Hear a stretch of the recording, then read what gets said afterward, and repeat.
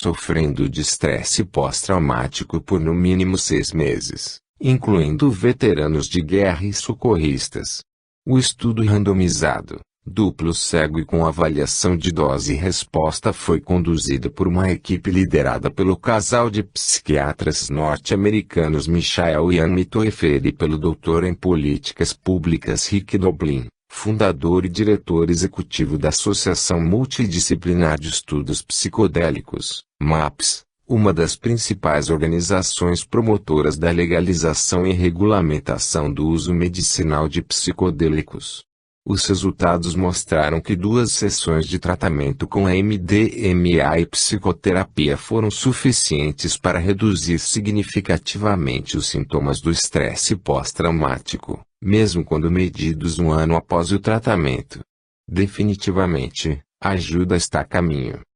Embora a psilocibina, o MDMA e outras moléculas puras estejam bem perto de ser aceitos pela psiquiatria tradicional, talvez o mais eficaz dos antidepressivos psicodélicos venha a ser, um dia, a complexa beberagem amazônica chamada ayahuasca. Estudos preliminares mostraram que esse chá tradicional reduz a depressão de modo rápido e duradouro, começando 40 minutos depois da ingestão e podendo chegar a 15 dias após uma única dose.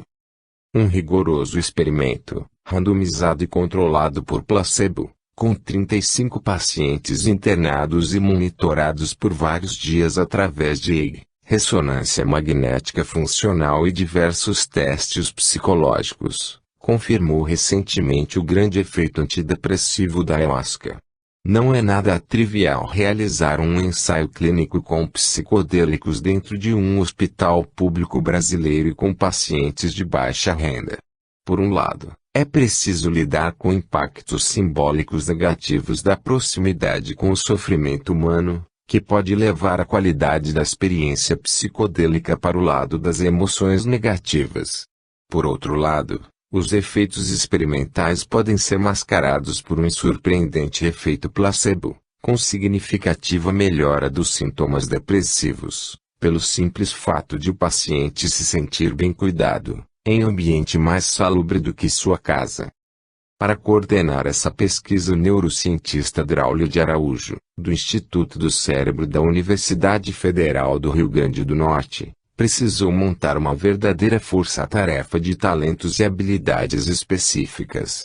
A equipe multidisciplinar que realizou o estudo incluiu desde Fernanda Palhano, neurocientista e autora principal do trabalho, até os médicos Sérgio Mota Rolim e João Paulo Maia, responsáveis pela polissonografia e triagem psiquiátrica.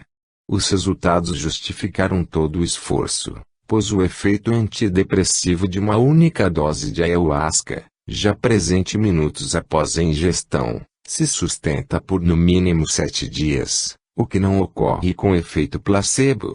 Confirmando a importância do contexto de uso e da condução psicoterapêutica da experiência, os pesquisadores verificaram que quanto mais intensa a experiência psicodélica, mais forte é o efeito antidepressivo. Efeitos tão rápidos e duradouros não poderiam existir se não houvesse a mobilização de mecanismos moleculares e celulares capazes de transformar mudanças sinápticas de curto prazo em mudanças morfológicas de longo prazo. As primeiras demonstrações do enorme potencial plástico dos psicodélicos datam de 2016.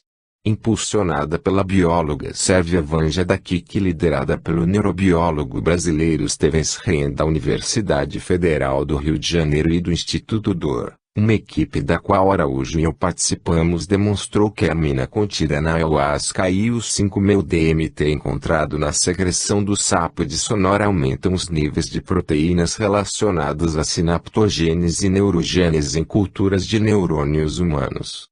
Um outro estudo conduzido pelo neurobiólogo brasileiro Richardson Leão e pelo doutorando Rafael Lima mostrou que uma dose única de 5-MeO-DMT estimula a proliferação celular e a sobrevivência neuronal no hipocampo de camundongos. Um grupo de pesquisa totalmente independente, coordenado pelo químico norte-americano Davey Wilson, da Universidade da Califórnia em Davis, demonstrou fenômenos semelhantes tanto in vitro quanto in vivo, após tratamento com LSD ou NDMT. Isso significa que a ingestão de psicodélicos escancara as portas da plasticidade neural, permitindo a transformação de uma experiência subjetiva de algumas horas numa cura psíquica capaz de persistir por meses e anos. Esses dados se tornam ainda mais interessantes se considerarmos o uso dos psicodélicos clássicos e da maconha para tratar o abuso de substâncias mais perigosas, como álcool, tabaco, crack e cocaína. Diante das novas descobertas científicas que embasam o uso benigno dos psicodélicos, é preciso considerar que o uso só é verdadeiramente seguro quando alguns cuidados importantes são observados. Assim como os esportes radicais, a psiconáutica, navegação da própria mente através dos psicodélicos, propicia experiências profundamente transformadoras e emocionantes, capazes de dar novo sentido à vida se forem praticadas de modo adequado por pessoas bem preparadas. A viagem psicodélica exige tanta técnica, sabedoria e precaução quanto voar de parapente entre as nuvens ou mergulhar nas profundezas do mar. Tal como nos esportes radicais, deve ser totalmente evitada a iniciação de novatos sem a supervisão de guias qualificados. Tal como nos esportes radicais, integrantes de grupos de risco específicos devem se abster da psicodelia. Tal como naqueles esportes, o contexto de uso determina em grande medida o percurso da viagem. Natural ou farmacologicamente induzido, o sonho cada vez mais se apresenta como terapia para cérebros adoecidos pelo excesso de estresse ou abuso de quaisquer substâncias. É também uma imensa oportunidade de aprendizado para enfermos e sãos. Em abril de 2017, 3.000 pessoas de diversos países se reuniram em Oakland, na Califórnia, para participar do Congresso Psychedelic Science, promovido pela MAPS e pela Fundação Beckley. Em contraste com edições anteriores de eventos semelhantes, em que hippies vestidos como personagens de J.R.R. Tolkien disputavam espaço com alguns pesquisadores e seus estudantes, saltava aos olhos a grande presença de cientistas, alguns deles de renome, além de jornalistas, documentaristas, fundações e empresas interessadas em financiar pesquisas sobre o uso medicinal de psicodélicos. O encontro foi, sobretudo, uma oportunidade de refletir sobre os terríveis cismas do século XX, que criminalizaram plantas e fungos sagrados, estigmatizaram colegas e afinal prejudicaram a eficácia terapêutica e a tolerância ideológica entre os diferentes ramos da psicologia e da psiquiatria. Numa sessão sobre o futuro da psiquiatria psicodélica, o psiquiatra norte-americano Thomas Insel, que por 14 anos dirigiu o Instituto Nacional de Saúde Mental, NIM, dos Estados Unidos, constatou publicamente o fracasso da psiquiatria tradicional na resolução do sofrimento psíquico e reconheceu o imenso potencial dos psicodélicos quando utilizados no contexto adequado. Suas palavras, profundamente reveladoras da hipocrisia farmacêutica que se especializou em vender ilusões, ainda reverberam em minha mente. Muitos de nós, psiquiatras, têm a experiência de que estamos muito mais esperançosos hoje do que éramos 20 ou 30 anos atrás para tratar pacientes com tipos semelhantes de problemas. E, no entanto, os dados não mostram isso. A taxa de suicídio é maior agora, com tendência de aumento em relação ao que era 10, 20, 30, 40 anos atrás. As medidas de morbidade em oposição à mortalidade são maiores, e não menores. Então, por critérios de saúde pública, não estamos indo muito bem.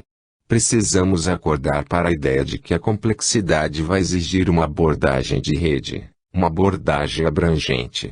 Estou realmente impressionado com a abordagem aqui.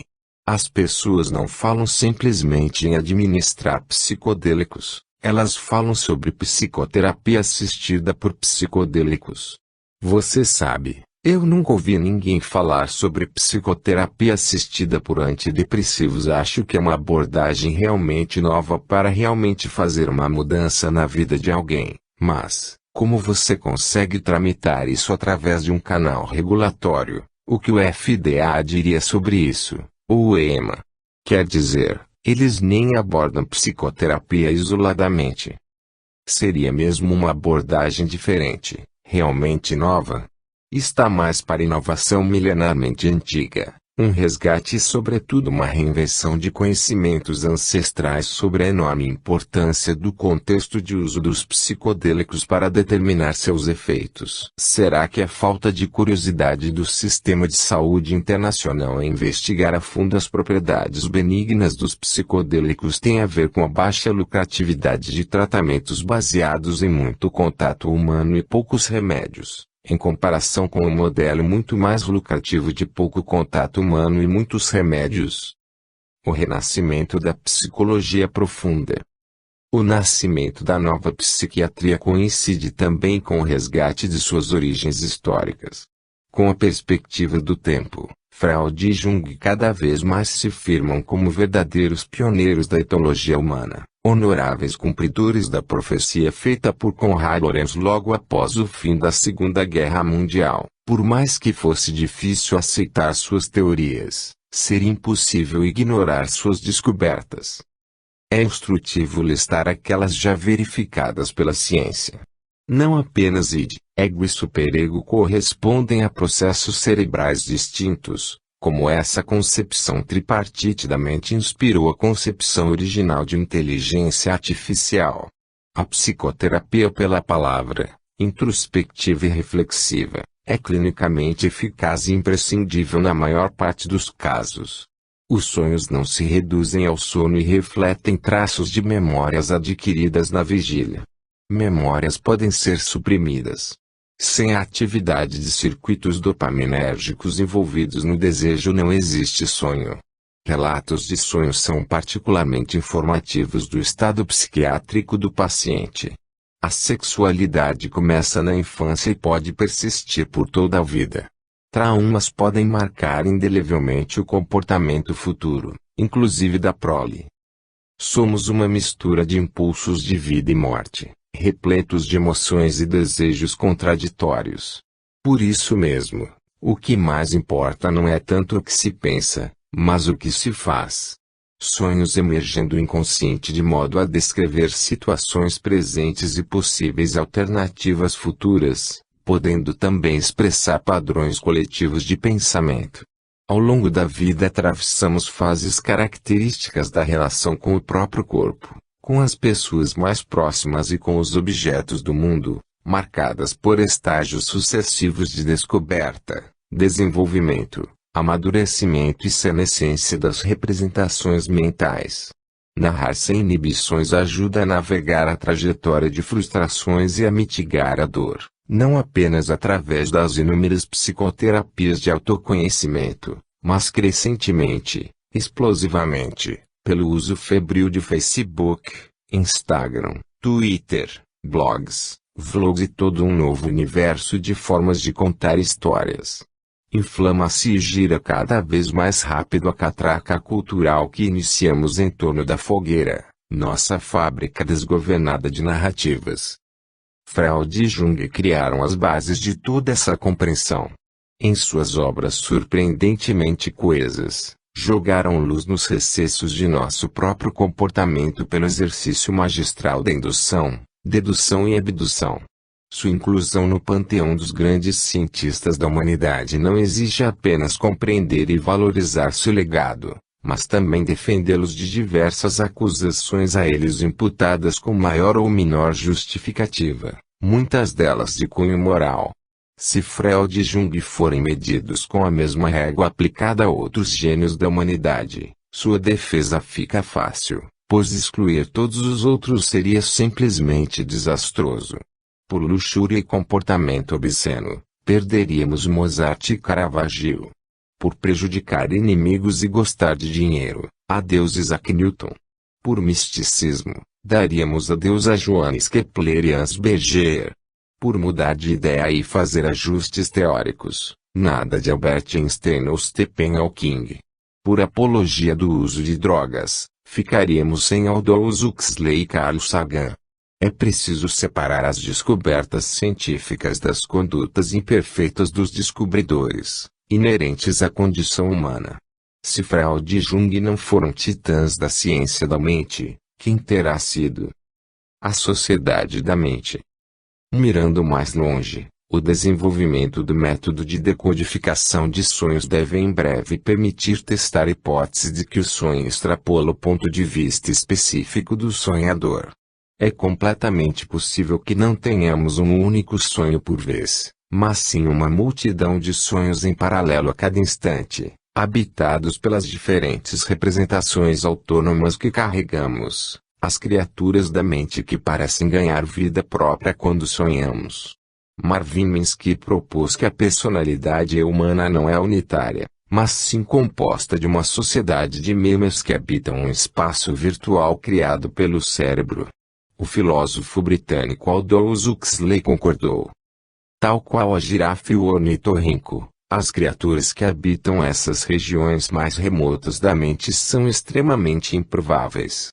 Ainda assim, elas existem, pois são fatos observáveis que, como tais, não podem ser ignorados por qualquer pessoa que esteja tentando entender honestamente o mundo em que vive. As criaturas da mente que às vezes nos impressionam como divindades e outras vezes nos desapontam como retratos falados ruins são o que Jung chamou de imago, imagens mentais com graus variados de complexidade. Representações individuais com distintos níveis de verossimilhança e independência. Jung deixou registrada em detalhes sua relação com uma figura onírica chamada Pilemon, um pagão egípcio helenizado que lhe apareceu pela primeira vez num sonho em 1913 e que veio ser um guru gnóstico para o jovem psiquiatra. Em suas palavras, Pilemon e outras figuras de minhas fantasias deixaram claro a compreensão crucial de que existem coisas na psique que não produzo, mas que se produzem a si mesmas e têm vida própria. Pilemon representava uma força que não era eu mesmo. Nas minhas fantasias tive conversas com ele, e ele disse coisas que eu não tinha conscientemente pensado. Observei claramente que era ele que falava, não eu. Ele disse que eu tratava os pensamentos como se eu mesmo os tivesse gerado, mas na sua opinião os pensamentos eram como animais na floresta, ou pessoas em uma sala, ou pássaros no ar, e acrescentou, se você vir pessoas em uma sala, você não pensaria que fez essas pessoas, ou que é responsável por elas. Foi ele quem me ensinou a objetividade psíquica, a realidade da psique. Fauna mental é uma descrição bastante apta para a miríade de objetos e relações sociais mapeadas em nossas mentes, com simulação de comportamentos alheios e surpreendente autonomia dos personagens, que ecoam a fauna muito mais hierárquica do passado recente, quando a palavra dos ancestrais era lei e o patriarcado não admitia contestações. Entre pessoas, entidades e divindades vivas ou mortas, trazemos na cabeça, em potência explosiva de imagens, emoções e associações, toda a legião heráldica de nosso passado, do misterioso senhor das feras do Paleolítico Superior a Godzilla, de Aquiles a Muhammad Ali, de Eduana Bárbara McClintock, de Inanna Amilneuse, de nossos avós a nossos filhos. Como nossos pais. É com os imagos, com todos e apenas com eles que contracenamos nos sonhos, embora cada um seja apenas a fração filtrada e editada da totalidade daquela pessoa ou personagem externamente existente. Não é apenas o ego que habita o córtex temporoparietal, é toda a nossa fauna interna. Durante a vigília, os circuitos do córtex pré-frontal fazem o controle inibitório que filtra todas as vozes dissonantes de nossa democracia mental para gerar uma ação única. Mas durante o sono o freio é perdido, as jaulas são abertas e todas as feras saem para passear. Segundo essa hipótese, a sensação de termos um sonho único vem da presença da autorrepresentação do sonhador num único sonho por vez, Assim como a presença de um ator em um cenário específico não impede que o estúdio possa rodar vários filmes simultaneamente. Parafraseando um ditado Lakota sobre memória, um sonho é como percorrer uma trilha à noite com uma tocha iluminada. A tocha só ilumina até certa distância e além disso é a escuridão. Lembro-me de sonhos em que os personagens não entravam ou saíam de cena simplesmente, mas em que cenários e elencos inteiros eram mudados de repente com grande atropelo, como se meu sonhador tivesse saído de seu próprio sonho e entrado no outro, um curto-circuito de narrativas feitas do mesmo material, pura reverberação elétrica de memórias, mas com a particularidade de que o segundo sonho parecia ter se iniciado e desenrolado na ausência do sonhador, como se já existisse antes do momento em que eu invadi o sonho ao lado. Para o mal ou para o bem, nunca houve tantas oportunidades para a replicação de memes, que em alguns segundos podem alcançar milhões de pessoas em todo o planeta.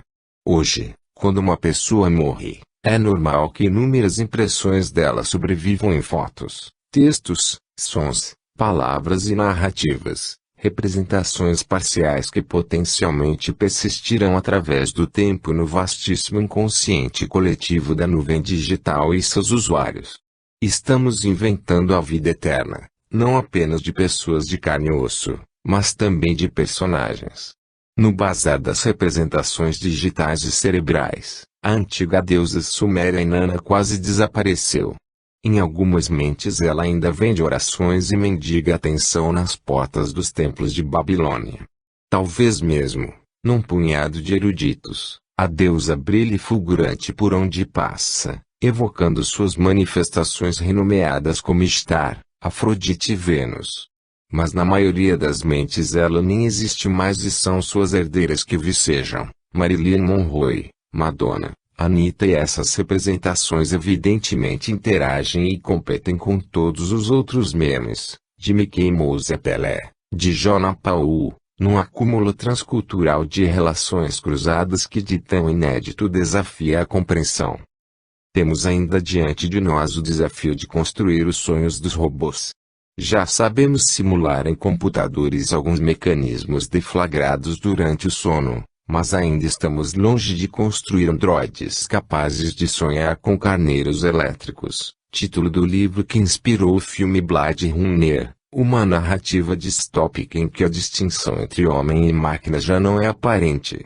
Existe extraordinária promessa na combinação e maximização in silico da indução, imensos bancos de dados, dedução, cálculos velocíssimos, e abdução, simulações probabilísticas. Na corrida para desenvolver as inteligências artificiais com personalidade jurídica que governarão o planeta no primeiro século do novo milênio, é provável que já tenhamos sintetizado nossos novos deuses, mesmo sem nos darmos conta disso.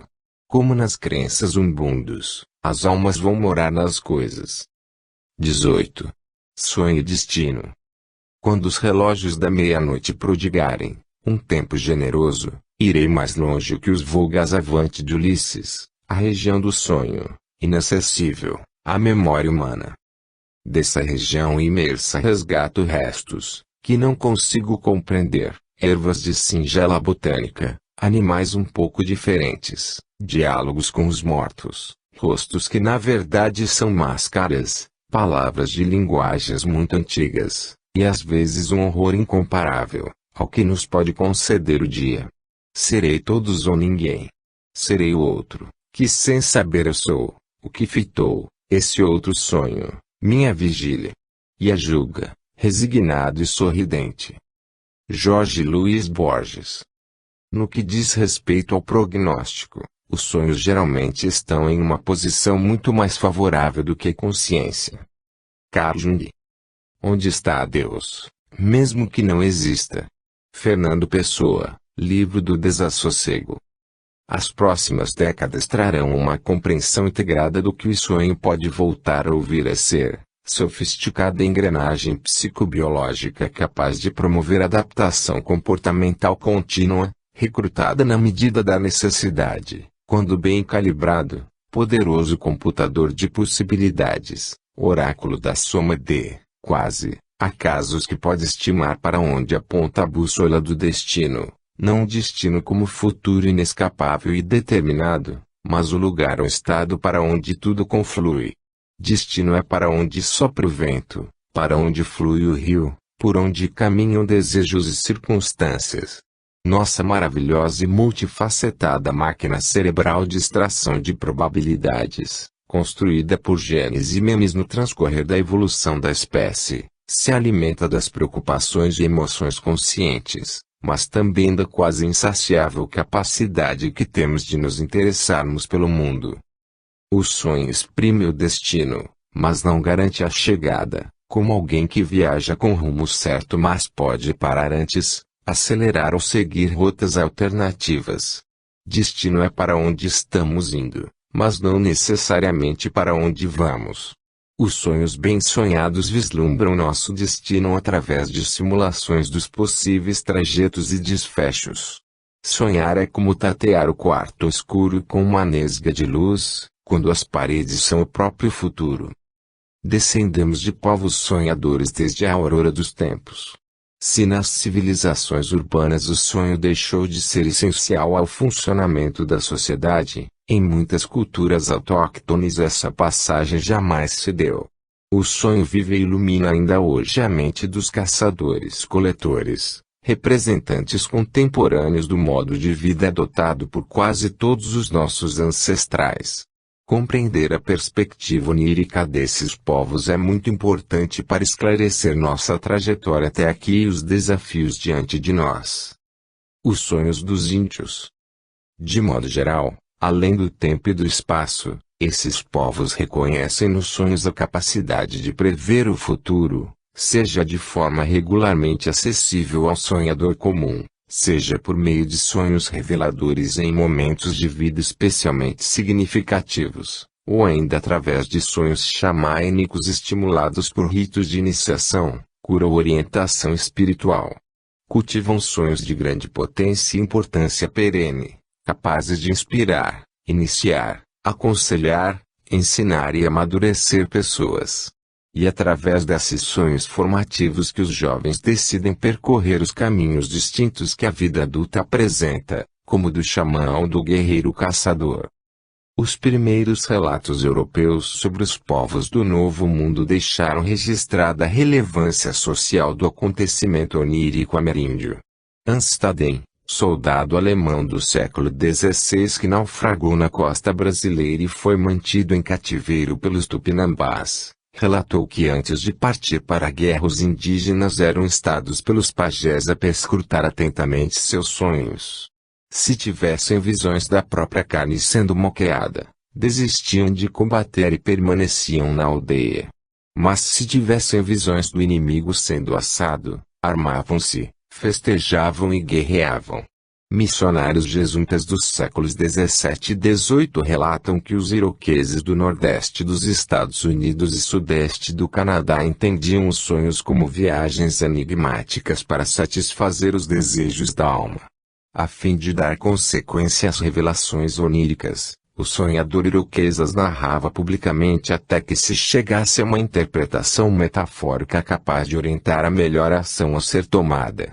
Paralelas à teoria psicanalítica, tais crenças equivalem ao sonho grande de Jung. Quase 300 anos depois, entre Jivaruz Achua do Equador, documentou-se a crença nos sonhos como metáforas relativas ao futuro, fortemente determinadas por relações de predação. Os sonhos são classificados pelos Achuars em 3 tipos básicos.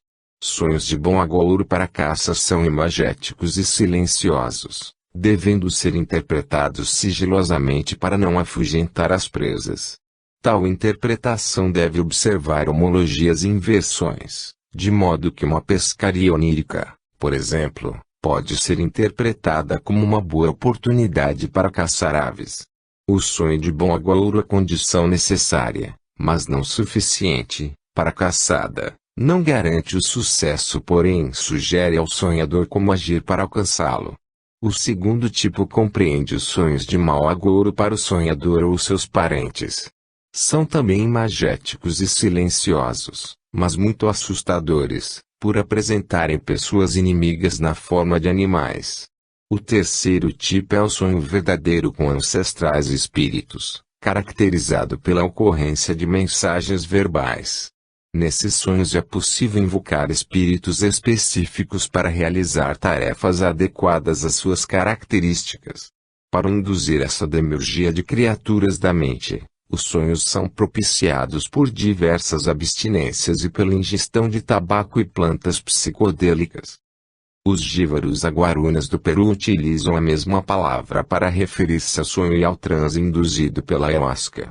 Acreditam que sob o efeito dela é possível contemplar eventos em curso, ainda não consumados, mas com distintas probabilidades de ocorrer. O sonho não é, portanto, um presságio de futuro inexorável para os aguarunas, mas uma oportunidade de moldar o futuro magicamente, pela intenção e sobretudo pela ação onírica. Entre os Piraãs, indígenas do Amazonas, sonha-se para capturar canções, guerrear ou fazer alianças com os espíritos. Nas palavras do antropólogo brasileiro Marco Antônio Gonçalves, do Museu Nacional da Universidade Federal do Rio de Janeiro, se o sonho pode produzir um acontecimento, o acontecimento pode produzir um sonho. Ou seja, o que acontece no sonho irá acontecer no mundo como repetição, e o que se passou no estado de vigília acontece no sonho como representação. Entre os Wojás do Alto Xingu, considera-se o sonho como fenômeno semelhante ao transe, ao adoecimento, aos rituais e os mitos. Nesses estados a alma realiza uma viagem e consegue entrar em contato com seres extra-humanos, arcanos e monstruosos, bem próximos dos animais. Da difícil negociação com esses seres pode vir o conhecimento útil, como o magnífico repertório aljá de desenhos geométricos recebidos em sonhos. Entre os Parintintins do Rio Madeira, no sudeste do Amazonas, os sonhos são narrados pela manhã, com vistas a prever o futuro. Assim como no caso dos mitos, formas gramaticais específicas são empregadas para relatar as experiências oníricas. Já entre os Kalapalos, não parece existir uma palavra específica para designar o sonho, que é interpretado como expressão dos desejos de quem sonha, de suas metas e possibilidades futuras. Os Kalapalos desconfiam da elaboração verbal do sonho, mas acreditam na veracidade da imagem onírica. Por essa razão, grande esforço é despendido na busca das melhores palavras para relatar as ações oníricas. Entre os Meinacus do Alto Xingu, os sonhos também são objeto de narrativa e interpretação cotidiana logo ao despertar, enquanto os sonhadores ainda se encontram na rede e podem relatar aos vizinhos mais próximos as viagens empreendidas à noite pela alma, ou sombra, do olho. Os sonhos podem ter relevância direta para o futuro, mas não podem determiná-lo, embora forneçam pistas sobre como proceder para obter efeitos desejados. Os Meinacus também valorizam as interpretações metafóricas dos sonhos. Sonhar com formigas voadoras, por exemplo, pode ser interpretado como morte de parentes, pois tais formigas têm vida curta. Os Xavantes sonham seu futuro. Cerca de 300 quilômetros a sudeste do Xingu, entre os Xavantes, que a despeito da pequena separação geográfica são linguisticamente muito distantes dos Meinacus, os sonhos desempenham um papel ainda mais central na vida social do grupo. A história de como os Xavantes usaram seus sonhos para sobreviver ao atrito com os brancos e ser hoje um dos mais numerosos povos indígenas sul-americanos, com mais de 18 mil indivíduos, justifica a apresentação detalhada de seu caso.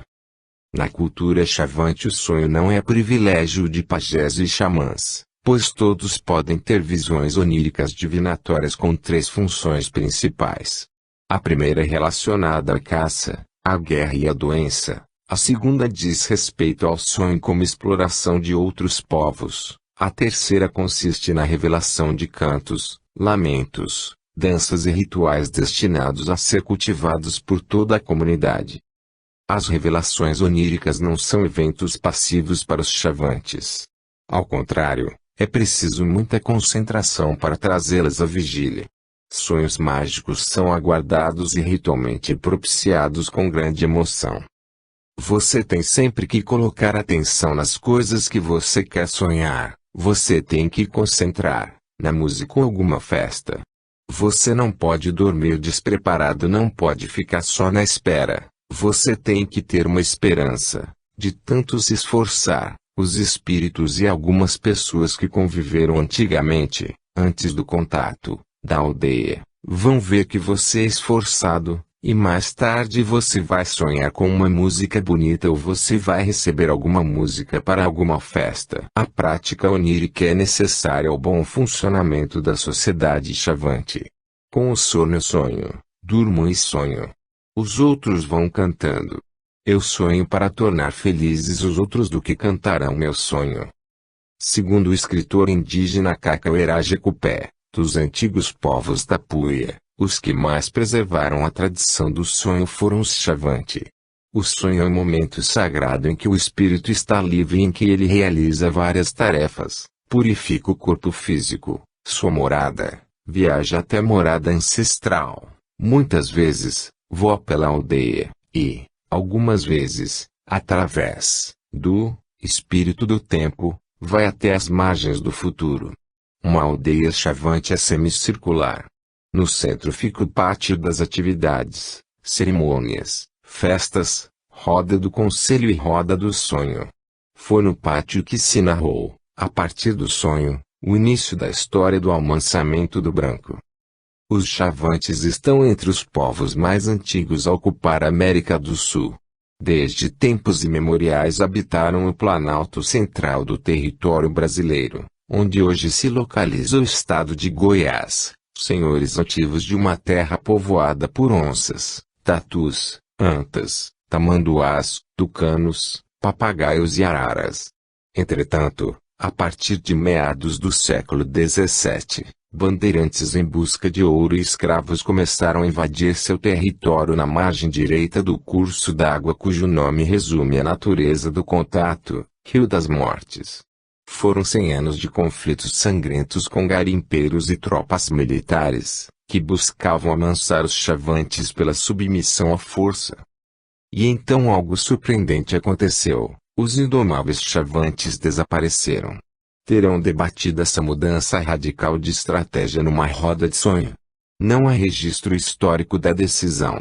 O fato é que entre 1844 e 1862 o grupo partiu rumo a oeste, cruzando para a margem ocidental do rio Araguaia e migrando em direção à Serra do Roncador, no atual estado do Mato Grosso. Uma expedição de busca chegou a ser enviada para localizá-los, mas em vão. Desapareceram no vasto cerrado do Planalto Central, tornando-se invisíveis em suas veredas e chapadões. Na sua longa diáspora de atrito cultural e êxodo para regiões cada vez mais remotas, os chavantes foram bem-sucedidos em isolar-se. Seja pela distância, por sua agressividade ou pelas magias obtidas em sonhos às quais atribuíam sua invisibilidade, os chavantes conseguiram passar o século seguinte sem ser perturbados pelos brancos. Entretanto, com o passar do tempo a fronteira entre os dois mundos novamente avançou. Nos anos 1930 conflitos violentos voltaram a acontecer, mas agora havia bem menos espaço para fugir. Em 1938 o ditador Getúlio Vargas lançou a Marcha para o Oeste, uma campanha oficial do governo para ocupar o Brasil Central. Em busca de representações pátrias de pureza racial, Vargas elegeu certos povos indígenas como símbolos do vigor nacional.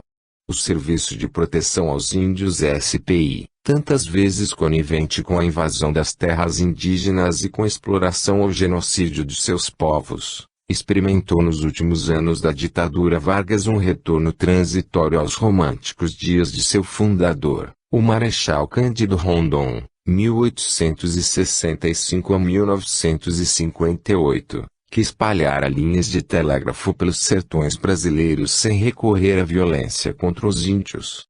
Vargas visitou os Carajás na Ilha do Bananal para gravar imagens de propaganda, sobrevoou o território chavante e ordenou expedições de contato. O encontro inicialmente não foi fácil. No final de 1941, o engenheiro Genésio Pimentel Barbosa liderava uma equipe composta por funcionários do SPI e intérpretes xerentes para criar um posto de atração próximo aos chavantes, na margem direita do Rio das Mortes. Embora as ofertas iniciais de presentes tivessem sido aceitas, no dia 6 de novembro os chavantes mataram Pimentel Barbosa e vários membros de sua equipe a golpes de borduna. Felizmente, naquele momento o SPI decidiu não utilizar a violência. Gravado na entrada do cemitério da vila que hoje existe no local do ataque, um lema anunciava outra atitude: morrer se preciso for, matar nunca. Em 1943 o governo brasileiro criou uma missão oficial para mapear as áreas ocupadas pelos chavantes e outros grupos indígenas, a célebre Expedição Roncador-Xingu. Em 1946 o sertanista Francisco Meirelles liderou uma expedição a cavalo através dos campos e alagados, transpondo o cerrado cheio de buritizás até chegar bem perto da Serra do Roncador. Esperaram um dia e uma noite, fizeram sinais de fogo e foguete, mas ninguém apareceu.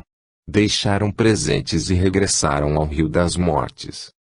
E então, alguns dias depois, os objetos ofertados foram aceitos. Mais uma vez a estratégia dos chavantes havia mudado, eles agora buscavam intercâmbio pacífico com os brancos. Após estremecimentos seguidos de flechadas e contatos furtivos nas barrancas do Rio das Mortes, os chavantes baixaram suas bordunas e em troca receberam facões, machados, anzóis, utensílios domésticos de aço, armas de fogo, munição, roupas, espelhos e remédios. O personagem indígena fundamental para legitimar o projeto de amansamento mútuo foi o cacique Apoena, aquele que enxerga longe. Segundo a tradição chavante, Apoena teria executado uma estratégia prevista em sonhos por seu avô, relacionada ao início de um novo ciclo no mundo espiritual. A violência e a fuga já não eram soluções viáveis, era preciso fazer algo novo. Em 1949, Meirelles foi finalmente recebido por Apoena em sua aldeia.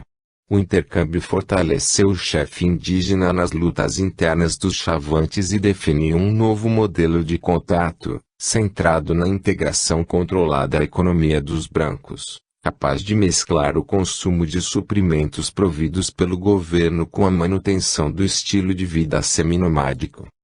Entretanto, apesar dos esforços diplomáticos de Apoena, as terras chavantes demoraram para ser demarcadas. A criação do Parque do Xingu ao norte das terras chavantes, fruto do esforço dos sertanistas Orlando e Cláudio Vilas Boas, parecia aos militares e empresários das metrópoles brasileiras concessão mais do que suficiente.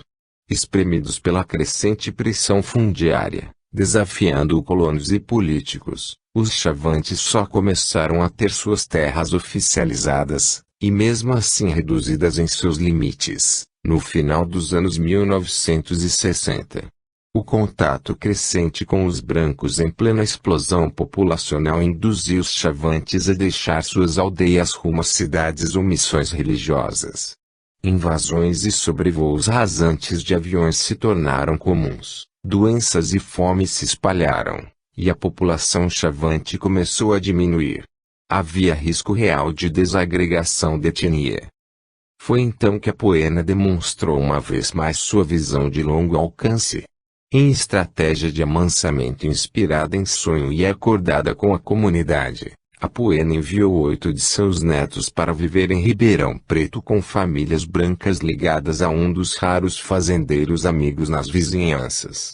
O objetivo era incorporar as práticas da cultura branca, mas também impregná-la com a cultura chavante.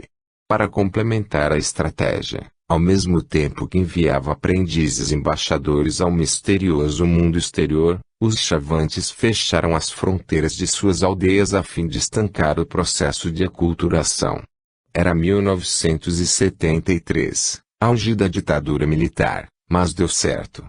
O fechamento das fronteiras deu tempo para que os netos de Apoena pudessem crescer como verdadeiros membros das famílias que os adotaram, criando vínculos de solidariedade que protegem os Chavantes desde então. Apoena morreu em 1978 sustentando o ativo sonho utópico da pacificação. Será que Apoena sonhou mesmo tudo isso? Não existe documentação antropológica que possa responder a essa pergunta, e talvez isso nem tenha importância.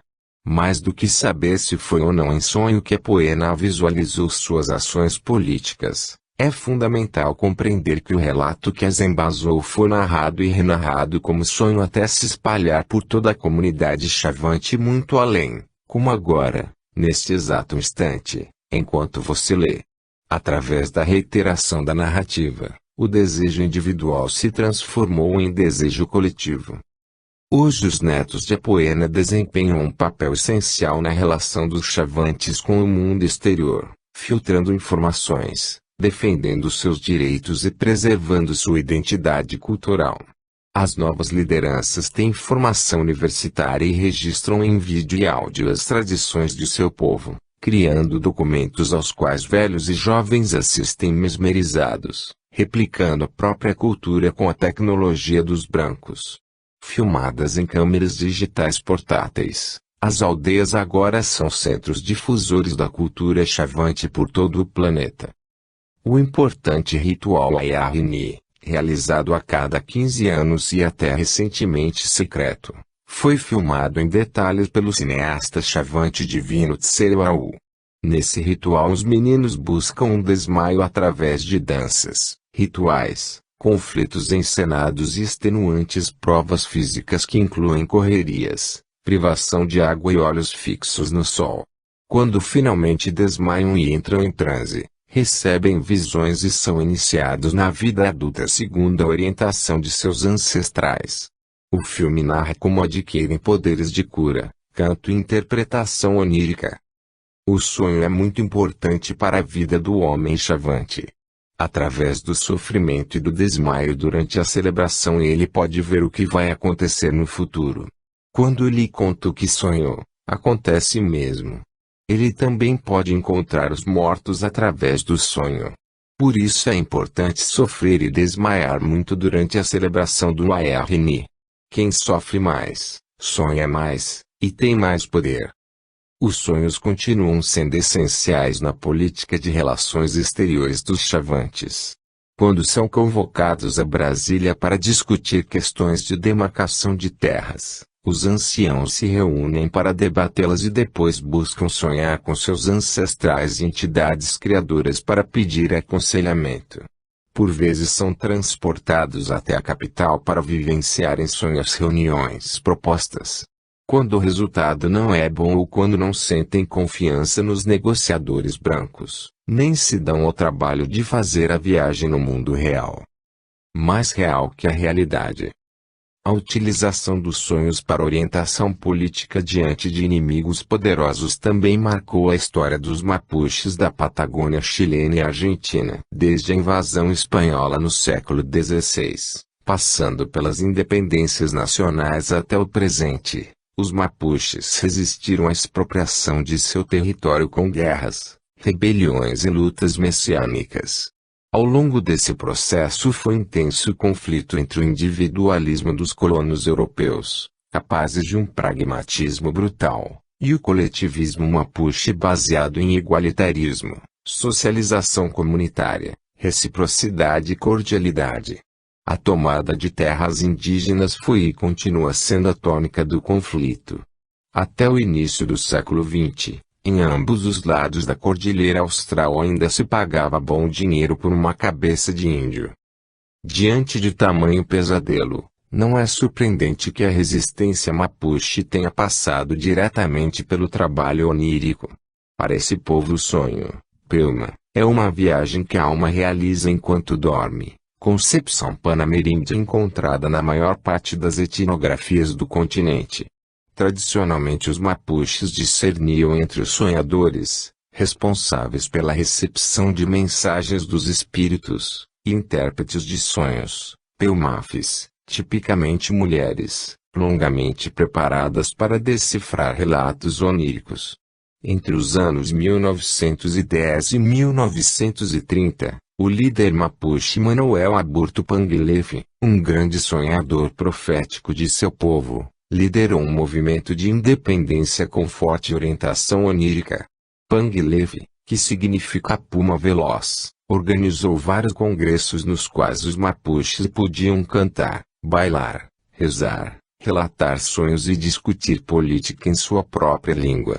Em 1921 foi criada a Federação Araucana, que Panguilef presidiu até sua dissolução nos anos 1940. Apesar do sincretismo das crenças indígenas com o cristianismo, a federação pregava o afastamento dos costumes dos brancos e a aderência às tradições mapuches, bem como o uso da sua língua, o mapudungum, no lugar do idioma espanhol.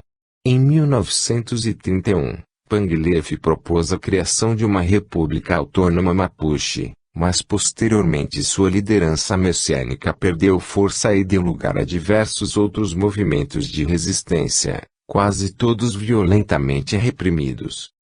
Às vésperas do golpe militar brutal que derrubou o presidente chileno Salvador Allende, em 11 de setembro de 1973, o líder mapuche Martim Painemal teve um sonho premonitório. Sonhei, vi naquele momento milhões de pássaros que estavam em guerra. Os pássaros rasgavam-se entre si. Era incontrolável, milhares e milhares de pássaros se destruíam como numa guerra. Os pássaros eram despedaçados para derrubar Allende. Eu sonhei antes que acontecesse, continuei pensando e descobri que era isso, era um aviso. Alertado para o desastre iminente, Painemal tomou diversas precauções para escapar à perseguição das forças golpistas. Escondeu-se e sobreviveu. Viagens e mapas. Com múltiplas variações sobre o mesmo tema, as culturas ameríndias tipicamente atribuem ao sonho um lugar essencial de tempo condensado, presente e futuro juntos no imenso e intenso gerúndio. Nas perambulações da alma pelo horizonte de futuros possíveis, o sonhador e sobretudo o xamã tentam diagnosticar a situação em curso e controlar o sonho para inverter a causalidade dos eventos. Em lugar de simplesmente ver o que aconteceu ou acontecerá, tentam criar uma nova realidade através das próprias ações. É comum a narrativa do xamã que parte em busca de uma cura ou solução através dos sonhos. Um mito dos índios Jurunas diz que um jovem chamado Aissá saiu para caçar e encontrou uma árvore com vários bichos mortos ao redor. Dormiu e sonhou com animais da floresta, com pessoas cantando e com Sinar, o deus jaguar antepassado dos Jurunas, com quem conversou longamente. O Aissá despertou com o sol se pondo e voltou para casa. No dia seguinte resolveu jejuar. Por bastante tempo regressava diariamente à árvore e os sonhos sempre se repetiam, até que o próprio Sinar ordenou o fim das visitas. Quando o Aissá despertou, fez um chá com a casca da árvore, bebeu, embriagou-se e assim iniciou um processo xamânico de aquisição de poderes. Pegava peixes com as mãos, tirava doenças de dentro das pessoas e tinha olhos na nuca. Quando dormia, viajava até Sinar e trazia do mundo dos sonhos tudo que os Jurunas queriam. Tornou-se um importante pajé. Cacau Eragicupé dá um depoimento valioso sobre a importância social dos sonhos ameríndios. O sonho é o momento em que nós estamos despidos da estrutura racional de pensar. Nós estamos no puro estado de espírito, no auá, no ser integral. É um momento em que a gente entra em conexão com a nossa realidade mais profunda. No sonho literalmente o seu espírito viaja e pode ser direcionado para onde quiser ou para o momento que quiser. Isso exige um treinamento, como aprender a falar. Entre alguns povos existe uma coisa que se faz pela manhã que se chama roda do sonho. Eles reúnem 50 pessoas, fazem uma roda e começam a contar sonhos. E aqueles sonhos vão dando uma direção para o cotidiano da aldeia. Os povos lidam com o sonho como um momento de liberdade do espírito, quando o espírito vê tudo por todos os ângulos. Os sonhos grandes são almejados, obtidos e reverenciados por toda a América indígena, do extremo sul ao extremo norte. O antropólogo britânico Hugh Brody relatou em 1981 impressionantes caçadas oníricas entre indígenas danesas, o povo castor do subártico canadense. Trata-se de uma tradição antiga que já se perdia naquela época, conhecida apenas pelos mais velhos. Nesses sonhos especiais o caçador fazia uma jornada para descobrir onde estavam os animais que buscava, e tinha a chance de escolher qual animal especificamente deveria ser sacrificado. Ao despertar, confeccionava um mapa que indicava a sua localização. O mapa dos sonhos descrito por Brody tinha sido guardado dobrado por muitos anos. Era tão grande quanto o tampo da mesa de jantar e estava coberto com milhares de marcas pequenas, firmes e coloridas. Houve um convite para que os visitantes brancos se reunissem ao redor da mesa para examinar o mapa. Os aborígenes, Abifellow e Agan Wolf explicaram: aqui está o céu. Esta é a trilha que deve ser seguida. Aqui está uma direção errada. É aí que seria péssimo ir. E ali estão todos os animais. Eles explicaram que tudo isso foi descoberto nos sonhos. Agan também disse que era errado abrir um mapa de sonhos, exceto por razões muito especiais. O tempo dentro do tempo. A noção de que o sonho é um portal para a comunicação com outro mundo talvez atinja o seu ápice entre aborígenes arandas da Austrália Central, descendentes dos primeiros imigrantes humanos a explorar aquele árido território há pelo menos 65 mil anos. Creem na Oxeringa, um plano espiritual primordial que existia antes de o sonhador nascer e continuará a existir depois de sua morte, onde toda a ancestralidade habita desde o início numa superposição de passado, presente e futuro que o Jung não hesitaria em chamar de inconsciente coletivo, a coleção de memes de uma cultura inteira. A experiência da Oxeringa parece alcançar graus tão elevados de vividez que os arandas chegam a acreditar viver no mundo de lá. Em diferentes subgrupos, culturalmente diversos mas geneticamente semelhantes, as distintas palavras empregadas para dizer sonho, Oxera, Bugari, Djugur, Meri, Lalum, Ungud, são sinônimos do tempo primordial de criação do mundo, que se popularizou no Ocidente com o nome inglês de Durantime. Nessa dimensão fundamental da existência não se vive o tempo de uma coisa após a outra, mas o tempo do tudo ao mesmo tempo agora. Em alguns grupos trata-se de um tempo anterior ao presente, em outros, um tempo dentro deste, em outros ainda, um tempo paralelo a este. Na Oxeringa são preservados os segredos iniciáticos, a cosmogonia e ontologia dos aborígenes, bem como o vasto repertório de conhecimentos práticos que permitem habitar um ambiente tão inóspito, com recursos tão escassos e predadores tão letais. Vêm da Oxeringa as técnicas de caça, culinária e pintura, mas também os mapas dos caminhos sagrados que permitem trafegar com segurança pela maior ilha do mundo, usando acidentes geográficos específicos para balizar excursões e percursos. Também provém da Oxeringa os ensinamentos dos mais velhos para os mais novos na forma de canções, danças e histórias que explicam onde encontrar água, caça, abrigo e materiais para construir ferramentas de pau e pedra. Segredos totêmicos são revelados na Oxeringa, razão pela qual se diz que certa pessoa tem especificamente um sonho de canguru, formiga de mel, tubarão ou texugo. Alguns mistérios só são transmitidos na velhice, quando os sonhadores se tornam suficientemente maduros. Na Oxeringa ocorre a identificação mítica com o passado dos ancestrais, matriz renovada do presente e referência canônica para situações e atitudes que nunca são exatamente novas, pois repetem padrões arcanos. Os sonhos permitem assim conversar com os antepassados e outros espíritos em busca de conhecimento e referência existencial, num encontro tão emocionante e inspirador como deve ter sido para os gregos de Araxial sonhar com os heróis homéricos da Idade do Bronze. Na cultura aranda a natureza é um vastíssimo templo e a vida é uma experiência continuamente luminosa, pois espíritos dotados de intencionalidade habitam a flora, a fauna e o mundo mineral. Seu animismo é intenso e arcaico, talvez a mais antiga religião ininterruptamente praticada em todo o planeta. Imersos nela, os arandas se identificam livremente com qualquer objeto natural, tanto no sonho quanto na vigília. Tudo sou eu porque tudo está em minha mente e só assim me